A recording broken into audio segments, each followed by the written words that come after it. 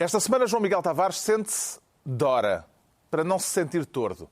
Pedro Mexia confessa-se encostado perante a ascensão dos extremistas na Europa e Ricardo Araújo Pereira declara-se no presente. Está reunido o Governo Sombra.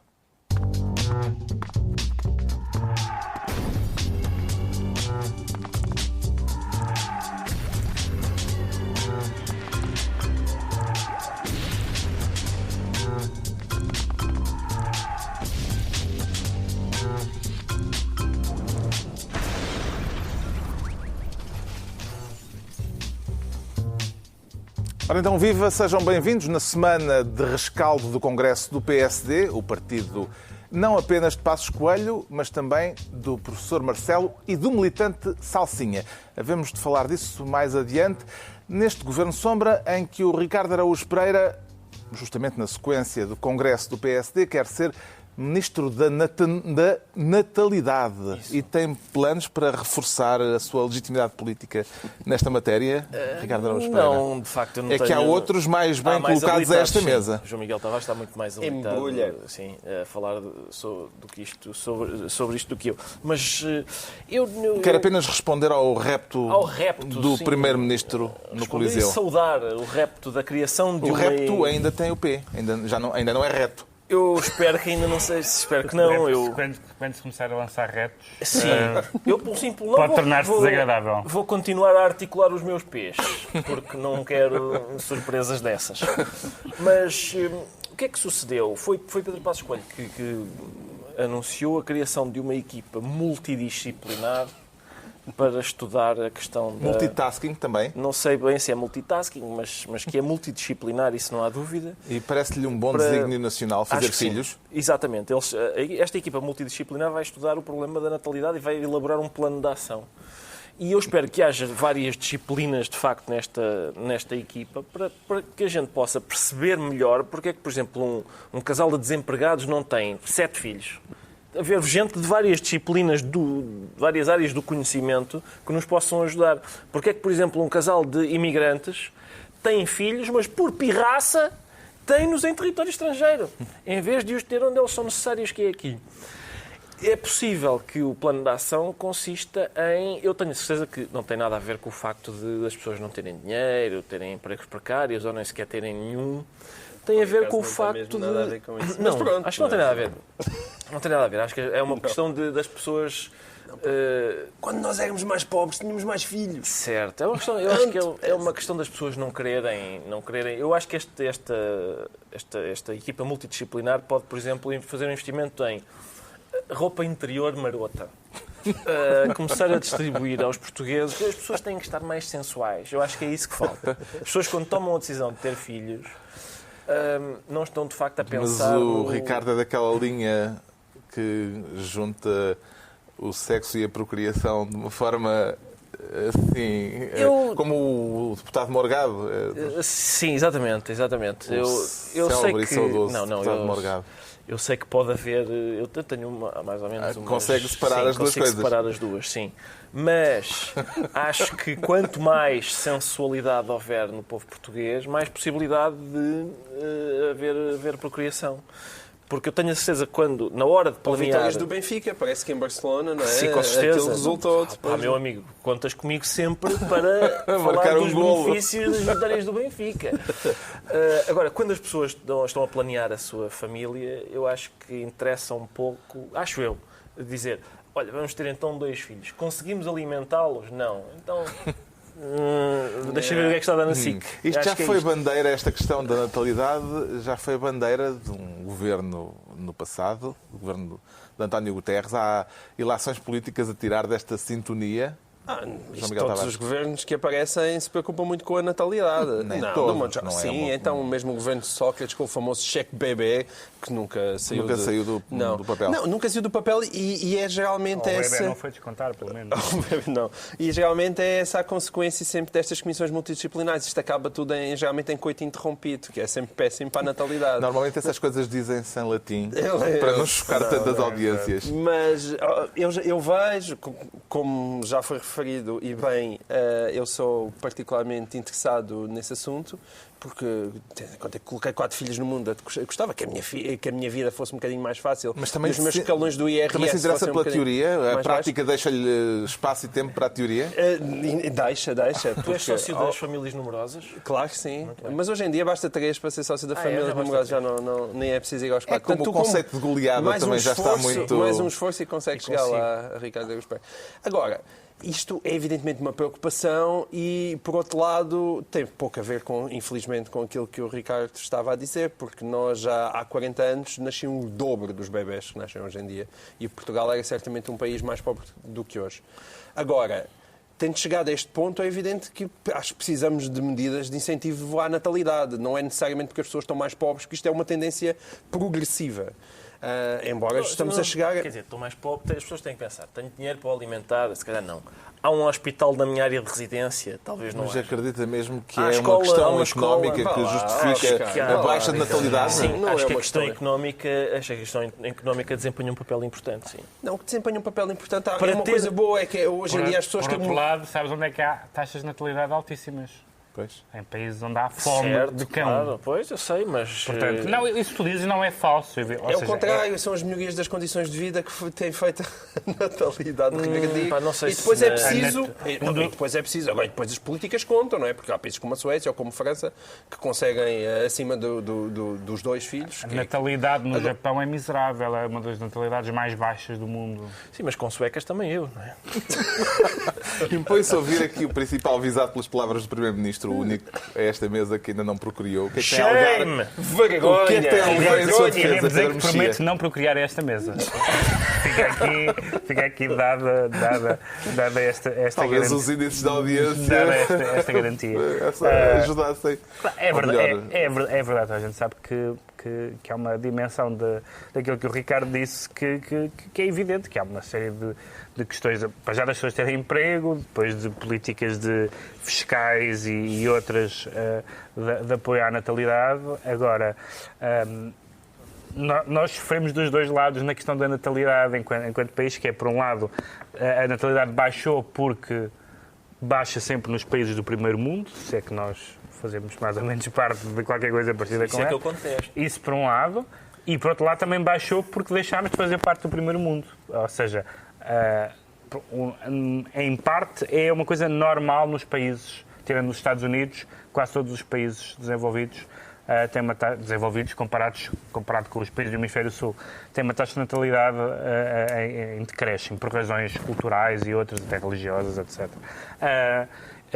Por outro lado, de facto, há pessoas, e todos nós conhecemos pessoas que querem ter filhos, mas não podem porque não têm quem tome conta deles, não há creches, não há isto, etc. Portanto, aí, de facto, o Governo pode fazer. Não é uma coisa risível esta política. Depende agora do que é que for apresentado. Mas isto não é uma forma de procurar um assunto relativamente consensual ao Mas é qual um ninguém assunto se relativamente opõe? sério. Ao nível da gravidade, não. É um assunto gravíssimo. Pronto, Só é um isso. país no mundo inteiro que tem uma taxa de natalidade mais baixa que a nossa, que é a Bósnia. De resto, somos nós. Isto é uma gravidade grande, a não ser que há alguém que pode dizer, bem, vamos abrir as fronteiras, porque há continentes onde há bebés a mais e, portanto, venham para cá, não é? Porque a população mundial continua a crescer entusiasmadamente. Agora, para aquilo que é a cultura portuguesa e para quem privilegia o nascimento de bebezinhos em Portugal e aprecia isso... Um dos problemas, que é um problema muito grave. clássicos que a Europa enfrenta é que as populações migrantes que vêm do Sul para a Europa, em geral, mesmo que tenham baixas condições económicas, são populações que se reproduzem muito. Portanto, não há uma relação nos Estados direta. Unidos, não é? Não há uma relação direta de os hispânicos. quanto menos dinheiro tem, menos filhos tem. Isso não é verdade do ponto de vista sociológico. Há que incubar... Há que incubar? Sim, há que incubar contribuintes. Parece-me que essa também é uma urgência do Governo, não é? Gerem contribuintes, se faz favor. Eles demoram muito tempo Pois a demoram, poder por contribuir. isso é que tem que ser. Quanto mais depressa, Está melhor. atribuído o Ministério da Natalidade ao Ricardo Araújo Pereira, quanto ao João Miguel Tavares, quer ser Ministro do bailarico reformista. Quem é que está a dar baile a quem, João Miguel Tavares? Como qualquer bailarico, é preciso dois para dançar bailar. o tango. Para dançar o tango e para bailar. Portanto, eu acho que é PS e PSD que andam a dar-se baile uns aos outros e nós sentados na cadeira a ver. Passos Coelho voltou a convidar Seguro voltou a dizer que não.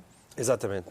É esse o bailarico? É esse o bailarico, porquê? Porque, para o caso de ninguém ter reparado, daqui nada vêm outra vez as eleições. Não se percebeu se o convite era com base no guião da reforma do Estado elaborado Exato, por Paulo Portas? Não, por acaso, já nem disse mais uma vez se está a falar. Mas isso, ou seja, por um lado, eu não quero ser demasiado aborrecido, porque nós levamos o tempo inteiro aqui a falar da reforma do Estado e eu levo aqui o tempo inteiro a falar e dizer que ela não se fez e quem diga que se fez está a gozar com a nossa cara. Agora, portanto, por esse lado faz-me impressão, e geralmente eu estou aqui a bater no PS, a dizer, faz-me impressão como é que é possível um Partido Socialista, com as responsabilidades que tem, vir dizer que a reforma do Estado, não queremos, acabou-se a austeridade, aquelas coisas ridículas, todos nós sabemos que é completamente mentira. Agora, há o outro lado, que também é verdade. Atenção, estes senhores já estão há quase 3 anos no governo. Pedro Passos Coelho está há 3 anos no governo e ainda está com a conversa da reforma do Estado. 3 anos depois é que está a querer convencer o PS. E, portanto, ninguém quer levar isto a sério.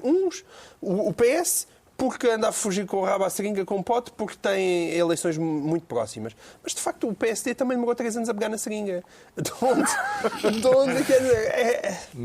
Uma metáfora médica. Foi uma metáfora bonita. Há condições para o PS e o PSD dançarem ao som da mesma música, Pedro Mexia? Quer dizer, vamos lá ver, este convite, esta coisa do A Menina Dança, foi feita no contexto de 2 dias em que se disse mal da menina. Quer dizer assim... A menina é feia. A menina está mal arranjada. Sua badocha, sua horrorosa, quer dançar comigo? Não. Quer dizer, o nível de insulto a António José Seguro no Congresso do PSD foi bastante alto para o que é costume em congressos partidários. Quer dizer, é absolutamente a chincalhar o senhor. Não estou a dizer que não seja merecido, em grande parte é. Mas passar 2 dias a dizer mal de uma pessoa e como conclusão disso, e já agora vamos ser amigos?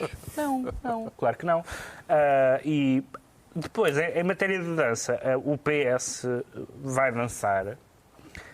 Não no sentido brasileiro do termo, também no sentido brasileiro do termo, mas o PS vai dançar sozinho, porque é evidente que esta dança que o PS não quer agora, ele vai fazê-la quando lá chegar. Já falámos aqui várias vezes e todos nós sabemos que os partidos socialistas dançam de uma forma diferente na oposição e no governo.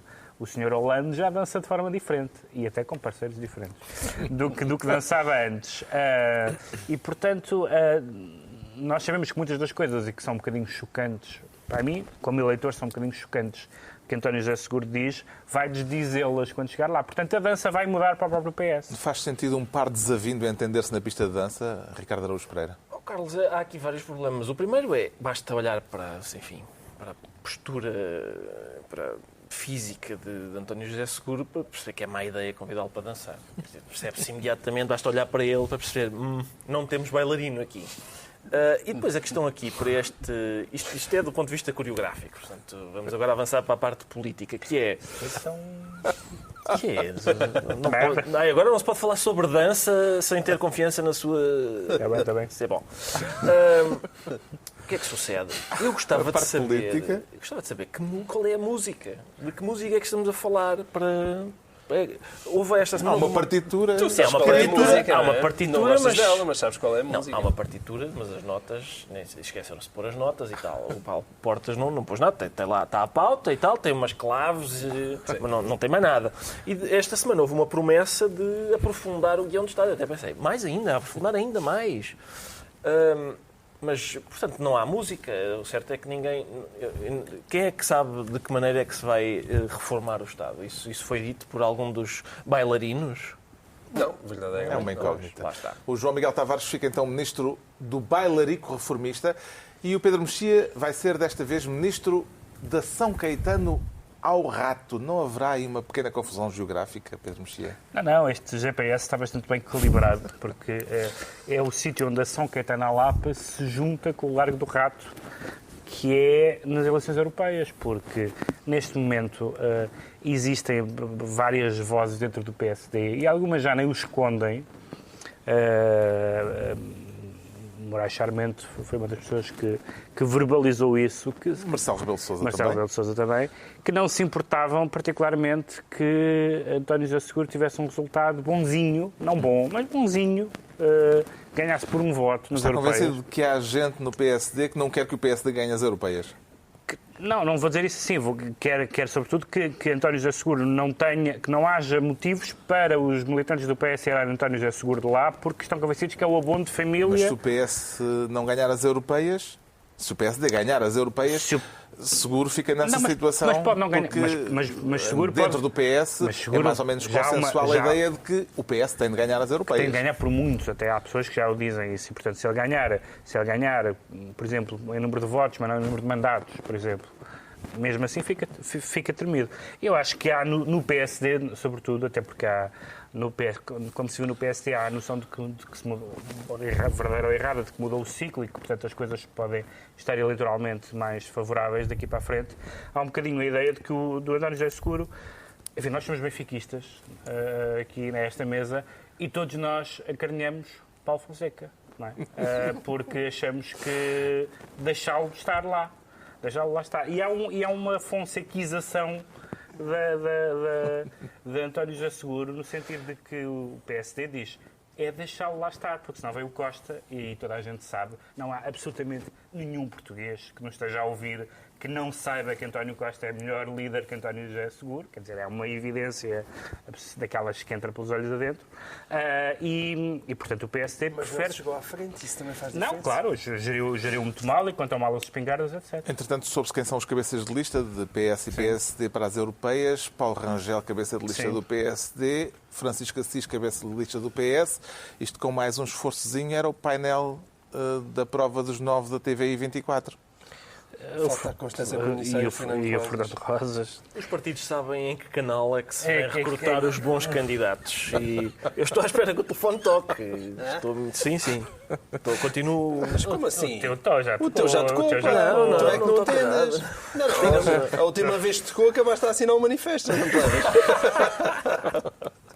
Atenção, tu não queres que o teu telefone toque. Cada vez que o teu telefone toque... É possível o PS não ganhar as eleições europeias? Não acho possível. Não acho possível. Se a memória não me erra, eu acho que só houve uma vez que, a meio do mandato, o partido que estava no poder ganhou as europeias. Penso que foi no tempo do Guterres. Não é sequer... É um voto de protesto por natureza, embora me pareça que eu acho que pela primeira vez, eu tenho sempre grande fé no povo português, estas eleições podem vir a ser diferentes. As pessoas têm perfeita consciência que a Europa não é só aquela coisa que vai-se lá meter um voto qualquer. E, ao mesmo tempo, parece-me que nestas eleições nós temos o privilégio de ter, como cabeças de lista, dois políticos que nenhum de nós se importava de ver à frente dos respectivos partidos. E se calhar ficávamos muito mais felizes. São os dois candidatos derrotados. Dois derrotados e dois bem mais interessantes do que quem lá está. Que é Paulo Rangel e o Francisco Assis. Em princípio é por isso que vão para longe, não é? Parabéns, sai daqui. O PSD estará com mais medo de ganhar ou de perder as eleições? Carlos, eu percebo a questão como foi colocada, e bem, por Pedro Mexia, de manter... E, aliás, foi cunhado o termo fonsequização que, enfim, a ciência política tem ignorado. Mas eu percebo esta ideia de manter à frente do PS o António José Seguro, porque isso torna mais fácil ao PSD ganhar depois as eleições que interessam mesmo. Mas é um jogo muito perigoso, porque o PSD sabe perfeitamente que um líder sem qualquer experiência política relevante e completamente impreparado para ser Primeiro-Ministro pode ganhar eleições. Eles sabem isso muito bem. Venha das Jotas. Venha das Jotas. Eles sabem muito bem que isso é possível e, portanto, é um jogo perigoso.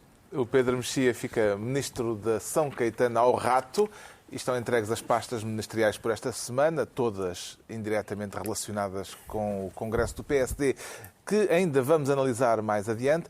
Mas para já o João Miguel Tavares sente-se Dora. E em que situações é que gosta de usar esse pseudónimo, João Miguel Tavares? Quando vou à noite visitar o Pedro Mexia ali para os lados da Estefânia, gosto muito. Eu nunca acreditei. Mas eles, há muito tempo que sabias. Acho que é a altura de admitir isso. É verdade. À noite o Pedro chama-me Dora. Eu não disse nada. Isto foi uma agressão não solicitada. Atenção que estas coisas da net tornam-se virais e depois é um sarilho desmentir uma coisa destas. Não, é que eu moro neste fã, atenção, mas eu conheço pessoas de barba que se chamam Dora. Conheço de vista, naturalmente, mas passo por elas com regularidade. Isso também não sei se ajudou. Essa adenda não sei se ajudou. Estão lá, com as suas... Pronto. E também canta Não Sejas Mau para mim, João Miguel Tavares. Sim, e uso mini saia verde, alface e botas também. Também uso. Também gosto muito. Porquê? Porque aquilo faz parte do meu imaginário.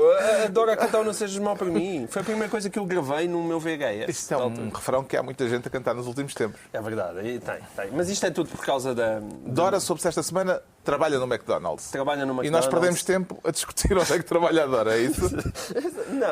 Não é só por isso. Embora eu tenha pena de ver a Dora ali no McDonald's, não só porque ela faz parte do meu imaginário infantil e adolescente, mas também porque faz parte do meu imaginário adulto, tendo em conta que há cerca de um ano se despiu para a Playboy e eu apreciei muito.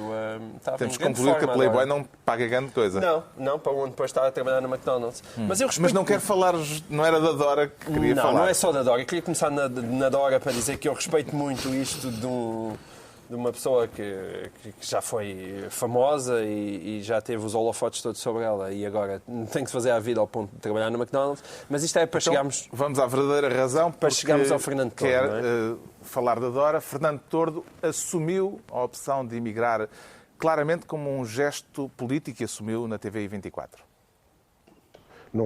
Não quero de maneira, não votei neles, não estou para ser governado por este bando de incompetentes. Tenho que ir para o outro lado. Isto passou a ser insultuoso ao fim de 50 anos de carreira, ter que procurar trabalho desta maneira, ter que viver quase precariamente. Não quero. Não, muito obrigado, vou-me embora. Fernando Tordo na TV 24, já há algum tempo atrás, a explicar o que o levou a emigrar. Entretanto, já concretizou essa ameaça, digamos assim. A polémica que surgiu, entretanto, justifica-se. E o que é que isto tem a ver com a Dora e com o caso da Dora? A polémica justifica-se. Eu acho que a polémica justifica-se. Eu, ainda por cima, eu simpatizo bastante com o Fernando Tordo e com o filho dele, aliás, com várias pessoas supostamente a esta mesa, e eu nem sequer acho... Supostamente a esta mesa, quer dizer que nós não estamos realmente a esta mesa, ou que põe em dúvida a nossa simpatia? Não pode. Era só para cada um fala por si. Eu acho que vocês também gostam, mas vão ter a oportunidade. Fazeste isso muito mal, Habitualmente, é verdade. Sabes, porque quando me tratam por Dora, eu sou outra pessoa. E então, o que acontece aqui são pessoas simpáticas e, sobretudo, não é nada habitual neles, não acho que seja um tique deles, o lado do choradinho português. Porque o João Tordo, na sequência disto, escreveu também uma carta ao pai, comovida por ele se ter ido embora e, portanto, na senda de Kafka, por exemplo? Exatamente, na senda de Kafka, mas aumentou um bocadinho na senda de Kafka também a questão neorrealista no meio disto tudo. Isso foi na senda de Kafka. Deixa lá. Okay. Não te preocupes, eu não confundo com Kafka com Manuel da Fonseca. Mas o que se passa aqui foi... há um tique na base disto, que é o tique de como a minha vida me corre mal, a culpa é do governo. E isto muitas vezes é uma coisa tão entranhada no património genético nacional que dá casos como este, que depois se viram contra as próprias pessoas e às vezes até injustamente. Mas é que Fernando Tordo é músico. E o músico é uma profissão liberal por natureza. A vida correr mal a um músico que tem 65 anos como ele tem, a culpa disso não é do Pedro Passos Coelho.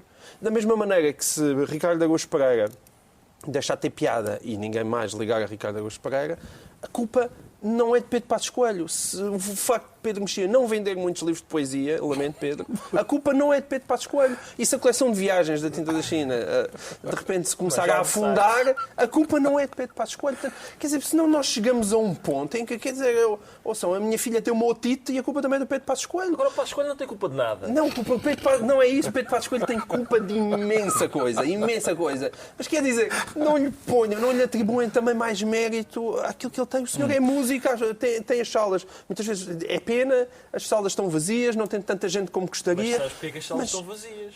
Porque as câmaras municipais não têm dinheiro e há menos concertos. É verdade. Isso é culpa do Passos Coelho.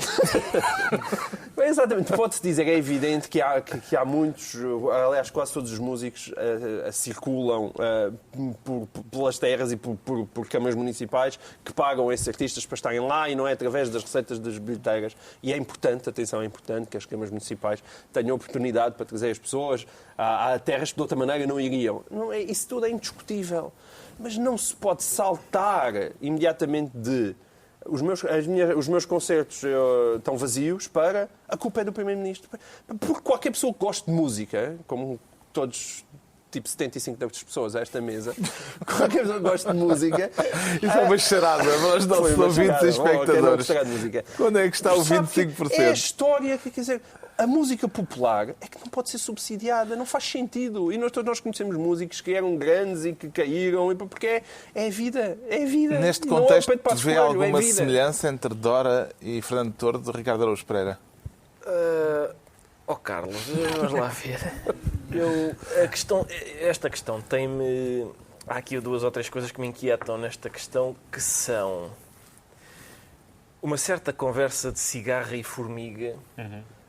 Quando, por exemplo, quando se diz... E atenção, todos os trabalhos têm dignidade. E, portanto, o facto da Dora estar a trabalhar nas finanças, num banco, no McDonald's, na televisão, isso não há nada a dizer sobre isso. Ou numa publicação periódica.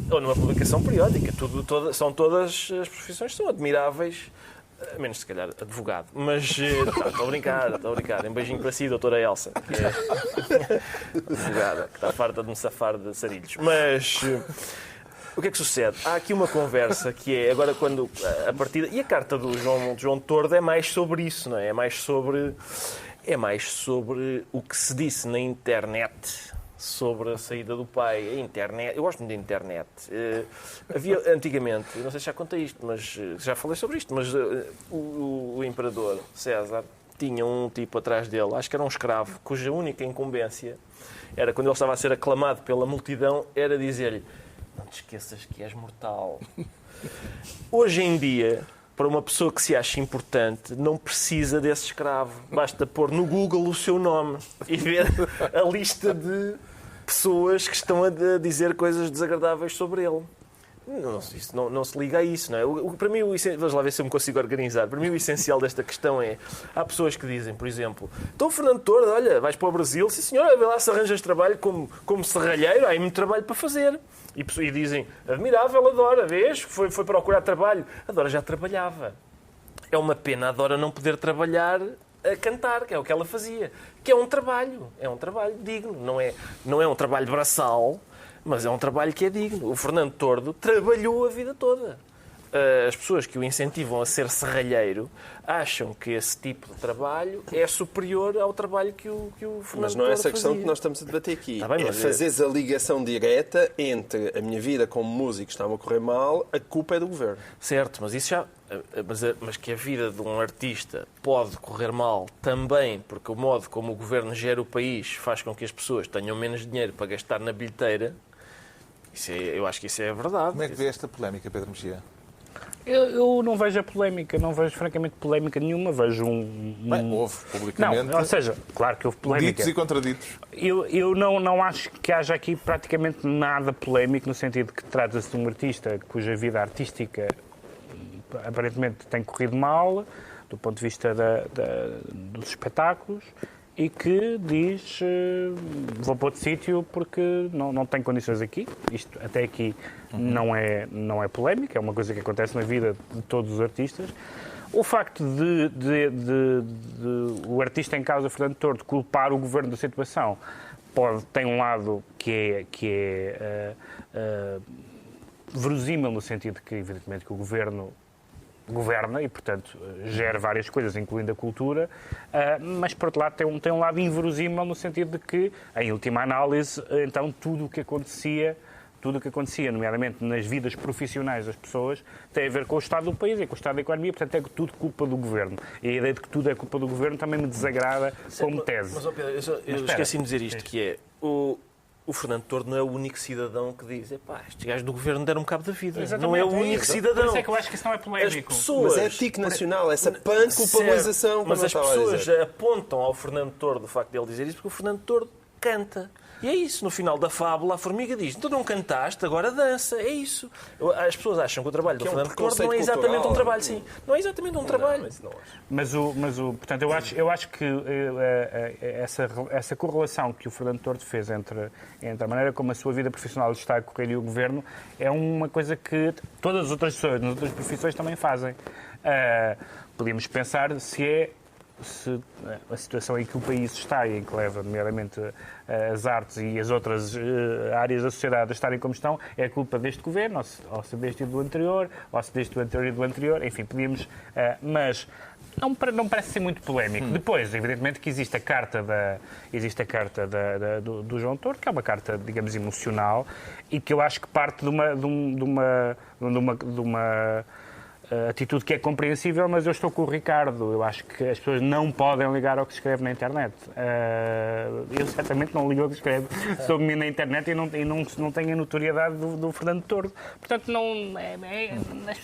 mau. Na internet as pessoas escrevem o que quiserem e pôr isso no centro da polémica. Agora houve um senhor que disse: vai para Cuba. Isso faz parte da grunhice nacional e acho que é compreensível humanamente, mas não chega a ser polémica. É o mundo em que vivemos. Está esclarecido o que leva o João Miguel Tavares a sentir-se Dora, enquanto o Ricardo Araújo Pereira se declara no presente, ainda não se sente no futuro. Portanto, foi o que eu entendi. Não me sinto ainda no futuro, porque a Ministra das Finanças disse, não sei se eu consigo citar fielmente, disse, no futuro vamos tentar que seja a banca a pagar as crises da banca. E eu acho que é uma ideia... Gostava que o futuro já fosse hoje, Ricardo Araújo Pereira. Esse futuro? Esta é uma ideia de ruptura, não é? De ruptura com aquilo que é costume. Pôr a banca a pagar as crises da banca. Sabes que isso, do ponto de vista ideológico, essa tua reação Sim. é precoce. Achas que eu devia aguentar um pouco mais? Acho que devias reter um pouco mais. Eu acho que tu te excitaste sem perceber exatamente o que é que estava a ser dito. Porque quem é a banca? A banca tem dinheiro de quem? Calma, mas o que a Ministra está aqui a dizer é que a banca, uma vez que já se percebeu que estes senhores não sabem fazer negócio, e eu já disse aqui, e bem, uma vez que ninguém me elogia, que a banca é um negócio facílimo, pá. Por amor de Deus, aquilo não é como o pão que fica rijo. As pessoas não chegam à banca e dizem: estas notas são da semana passada. Não, aquilo não se estraga. É um produto que não se estraga. Não se estraga. Aquilo é comprar dinheiro barato e vender dinheiro mais caro. Não há maneira daquilo falhar. Bom, mas eles não conseguem. Já se percebeu que os senhores não sabem negociar. Então, gera-se um fundo da azelhice bancária, que é para os bancos terem um fundinho de maneio para, quando perderem milhões na jogatana, na especulação, tem ali um fundinho para pagar... Tens que citar, tens que dizer. Sim, sempre o momento de Jerónimo de Sousa. Sempre que falo da banca, o espírito de Jerónimo de Sousa desce sobre mim e obriga-me a dizer na jogatana, na especulação. E é isto. Acho que era muito curioso isso passar a ser assim. Como em qualquer negócio. Olha, erros que eu cometi, tenho de os pagar. Era giro. O que a Ministra das Finanças disse não quer dizer que ninguém nos dará garantias no futuro que o dinheiro que depositamos nos bancos está a salvo. É porque nós, quando falamos dos bancos, é muito fácil e é muito compreensível até que nós não tenhamos a banca e os banqueiros em grande conta e que haja muita gente que se reveja na famosa frase do Brecht, que é pior ser banqueiro do que assaltante de bancos, não é? Mas, na verdade, ao mesmo tempo que toda a gente ataca a banca e os desmandos da banca e a ideia que os bancos, o Estado não deve ajudar os bancos, se é para falir, deixem-nos falir. Quando acontecem coisas como aconteceu, por exemplo, em Chipre, e se fala dos bancos, terem limites àquilo que as pessoas podem levantar e, em última análise, as pessoas poderem perder as suas poupanças, aí percebe-se quando se fala dos bancos... Os famosos cortes de cabelo. Aí percebe-se quando se está a falar dos bancos, não se está a falar de uma coisa que nos seja alheia. Ou seja, quando se está a falar dos bancos, está-se a falar dos bancos onde nós temos o nosso dinheiro. E por isso é que na banca, em especial, por comparação com outras partes do sistema financeiro, quando nós estamos a falar da banca, não estamos a falar de uma coisa que nos seja alheia. Estamos a falar do sítio, estamos a falar do nosso colchão. Alguns têm um colchão muito grande, outros têm um colchão pequenino. Mas é o colchão. A maioria das pessoas não, mas muitas pessoas têm contas bancárias, não é? Portanto, por isso é que o discurso de hostilidade aos bancos, que é compreensível tendo em conta a maneira como alguns se portaram, esquece que depois chega-se aquelas situações em que nós vemos agora vai haver um limite aos levantamentos. Não, um limite aos levantamentos, mas como? As pessoas que têm mais de 100 mil euros não têm os seus depósitos garantidos. E aqui 3 pessoas a esta mesa ficam preocupadas. E pronto, esse tipo de coisa. Vê o futuro proposto, sugerido pela Ministra das Finanças com alegria ou com preocupação, João Miguel Tavares? Com alegria, como é, aliás, o meu timbre. Mas portanto, que os bancos, não há mais notícia. Quer dizer, a única má notícia... paguem as crises bancárias. Sim, porque isto, a medida em si não é uma medida desgarrada, é uma medida dentro daquilo que se espera que venha a ser uma verdadeira união bancária europeia para atingirmos um mercado mais regulado. Porque, quer dizer, e um país que sofreu com o BPN não pode deixar de querer isso. Atenção, eu queria só dizer uma coisa, que é aquilo que o Pedro está a dizer, que é de protestar relativamente ao Estado salvar os bancos quando eles vão à falência. Eu ia dizer falem, mas falir é um verbo defetivo. E faz sentido, aliás. Faz. Eles dizem eu falo, não se fiz isso. Em Portugal é impossível falir no presente. Não sei se já é impossível. Pode ser eu fali, mas eu falo, ninguém fala. Aqui, e podes falir no futuro? Podes falir no futuro, eu falirei, aí dá. Mas ninguém fala. Foi esse o teu sim, já estive a refletir sobre isto. O professor Rodrigo Sá Nogueira diz, não, todas as pessoas se admitem. Estavas a refletir sobre o falo? Estava a refletir sobre o falo. Acontece-me muitas vezes. Pronto, não era isso que eu queria dizer. É que o meu protesto é anterior, não é quando o Estado ajuda os bancos. Era para um momento... Não era. Não é quando o Estado ajuda os bancos a não falir. O protesto é a montante. Que é, o Estado ajuda os bancos todos os dias. E não os usantes. O Estado ajuda os bancos todos os dias, não é só quando eles estão quase a falir. O Estado está sempre a ajudar os bancos. Quem me dera ter regimes fiscais dos bancos, todas as benesses que os bancos têm. Bom, já sabemos porque é que o Ricardo Araújo Pereira faz questão... Diga outra vez? Não. Vá lá. Bandidos. Não ficou? Bandidos. Já sabemos porque é que o Ricardo Araújo Pereira faz questão de se declarar no presente. O Pedro Mexia sente-se encostado. Encostado a quê, Pedro Mexia? Encostado aos chanfrados.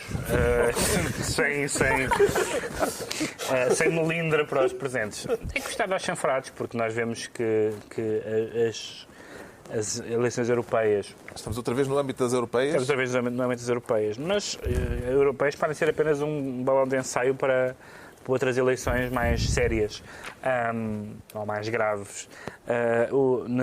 Podemos ter nas próximas eleições europeias a nível europeu resultados históricos dos partidos chanfrados. Dos partidos chanfrados. Alguns ideologicamente chanfrados, como a Frente Nacional, e outros simplesmente chanfrados, como o UKIP na Inglaterra, que pode ficar em segundo lugar. E o que é que está a acontecer? Isso que já é suficientemente mau, está a levar a que os partidos mainstream, os partidos de poder, se estejam a encostar a eles. Por exemplo, o Partido Conservador Inglês, que está muito ameaçado à direita pela ascensão do UKIP, neste momento já David Cameron dá a entender que vai deixar cair a coligação com os liberais, com os Lib Dem, e que, portanto, dando a esperança... Aquele princípio de que vão-se os anéis, não se vão os dedos. Dando a esperança ao UKIP que possa ter um papel no governo da Inglaterra. Em França nós sabemos o que são as sondagens, não para as europeias, que já são preocupantes, mas para as presidenciais de Marine Le Pen. Marine Le Pen também chegou onde chegou, com o facto de Sarkozy ter achado que encostar-se no discurso à Frente Nacional era bom porque esvaziava as teses da Frente Nacional. Não aconteceu. E, portanto, este encostar-se dos partidos mainstream às franjas, quer de esquerda, quer de direita, neste caso são franjas de direita, parecem-me bastante preocupantes. Como é que a Europa pode fazer frente à extrema-direita, Ricardo Araújo Pereira? Se calhar tomando aquele, como é que se chama? Memofante, aquele comprimido em que aparece um elefante atrás com uma tromba a relembrar as pessoas de coisas. E era giro haver um elefante para cada europeu a dizer, não sei se te recordas que quando a Europa encostou à extrema-direita aconteceram coisas muito giras. Pode ser que a gente mete 20 cêntimos e o elefante dá à tromba. Este é um fenómeno que ainda não chegou a Portugal, este da inclinação para a extrema-direita, como está a acontecer em França, nomeadamente, como disse o Pedro, mas estamos imunes a isso ou é algo acho que estamos imunes o a futuro isso. pode trazer-nos também? Acho que Portugal está imune a isso por várias razões. Uma é porque a nossa extrema-direita tem 3 neurónios e, portanto, isso ajuda muito. O facto de nós, provavelmente a única vantagem de sermos uma democracia recente e termos tido uma ditadura tão longa. A Grécia é uma democracia recente. Certo. Mas nós não somos gregos, felizmente. Deixa-me dizer que para não eu acho que é preocupante a ascensão, para mim é preocupante a ascensão de alguns desses partidos, como é igualmente preocupante a possibilidade do Syriza ser governo na Grécia. Ou seja, o elefante do Ricardo também lembrará coisas que alguns partidos dessas famílias políticas fizeram no século XX. Portanto, esse elefante tem muito que falar. Só uma linha. Além disso, que faz muita diferença para outros países que já eram muito desenvolvidos, apesar destes anos todos de crise, eu acho que os portugueses reconhecem mesmo aquilo que a Europa lhes deu. E todos nós temos isso na memória. O Pedro Mexia está então encostado aos chanfrados, como há quem diga que está o atual PSD, que está muito encostado à direita, embora no último fim de semana tenha ressurgido no Congresso do partido maioritário o discurso social-democrata. Houve um reposicionamento ideológico no Congresso do PSD, Pedro Mexia? O que é que eu posso dizer que já não tenho dito aqui várias vezes? É uma palavra que não quer dizer nada. Social-democrata tem um significado no dicionário de ciência política, de conceitos. E é verdade que tinha algum significado no PSD original, no PPD original, nos anos 70. A social-democracia hoje no PSD, tal como conhecemos, não quer dizer nada. Quer simplesmente dizer o partido, quer simplesmente o partido dizer que tem preocupações sociais. Mas não é preciso, como aliás Marcelo disse, não é preciso ser social-democrata para ter preocupações sociais. Então vamos à substância ideológica. O Congresso do PSD teve momentos surpreendentes e o folclore que é habitual nestas ocasiões, até com metáforas florais, como as do militante Salsinha. Este Coliseu tem na sua plateia um verdadeiro jardim, todo florido de rosas e cravos. Pena tenho que os cravos sobressaiam sobre rosas. Com 81 razões primaveras, ainda muito amigo das mulheres, está a perceber? Não tenho coisa. O militante Salsinha é uma das ovações do Congresso do PSD, com cravos e rosas. Percebeu o alcance ideológico desta intervenção, João Miguel Tavares? Okay. Eu quero aqui revelar em primeira mão, porque nenhum dos presentes sabe isto, que o militante Salsinha é sogro de uma irmã da minha mulher. E, portanto... Estamos baralhados. É sogro de uma cunhada minha, portanto, é sogro de uma irmã da minha mulher. Já houve natais em comum com o Já militante houve, há Salsinha? muita frequência da sua casa, em aniversários e tudo isso. E eu estou como o militante Salsinha, como vocês lhe chamam, que é, também sou muito amigo das mulheres, especialmente da minha. Portanto, eu quero chamar aqui a atenção que não há aqui nada de piadas em relação ao militante Salsinha, meus amigos. Mas o militante Salsinha, vamos lá ver. Que é bem simpático, aliás. Isto é num partido em que eles quase nunca põem os cravos. No 25 de Abril, quase ninguém deste partido põe os cravos, mas ele conseguiu contá-los. Então pronto, vamos passar à frente do militante Salsinha para não criar maus ambientes familiares aos membros do painel. Mas podemos ficar na horticultura. Podemos ficar na horticultura. Porque além de salsa também há relva. Também há relva, pois é. Relvas. Que é absolutamente incompreensível escolha de Miguel Relvas para a lista do Conselho Nacional, que aparentemente surpreendeu os militantes. Aliás, a votação não foi famosa. E há, digamos, várias linhas de raciocínio. A mais benigna, ou não sei, teoricamente é benigna, é de que Pedro Passos Coelho não deixa cair um amigo, e são amigos, e são cúmplices no partido há muitos anos. E ele é muito teimoso, como diz o professor Marcelo Rebelo de Sousa. Ou a teimosia. Depois há as duas linhas de raciocínio menos simpáticas. Uma é a total insensibilidade, ou seja, Pedro Passos Coelho não se dar conta, eu acho impossível que isso seja verdade, mas não se dar conta quão tóxico é Miguel Relvas. Eu devo dizer, eu acho que, aliás, até excessivo. Eu ouvi pessoas a terem reações a Miguel Relvas que não tiveram a pessoas que mataram gente. Ou seja, Miguel Relvas gera um grau de rejeição no país real, incluindo nas pessoas da área do PSD, brutal, como eu raramente vi. Pode-se até estudar porquê, e se calhar até é excessivo, mas é verdade. E depois há a versão mais perversa, mas as versões perversas até me serem explicadas, não sei o que é que querem dizer, que é aquelas coisas do género, o Relvas tem na mão, tem coisas... sabe coisas, tem... Bom, eu não sei o que isso quer dizer, portanto, como diz o Vasco Polido Valente, quem diz essas coisas convinha que se explicasse um bocadinho melhor o que é que isso quer dizer. Acho que o Relvas tem a cassete da audição para o La Féria. Apesar do clima de confiança na maioria governamental, devido aos indicadores económicos mais recentes, houve também um momento interessante no Congresso do PSD, logo no discurso de abertura. Pedro Passos Coelho não hesitou em prometer mais pancada aos portugueses. Pancada.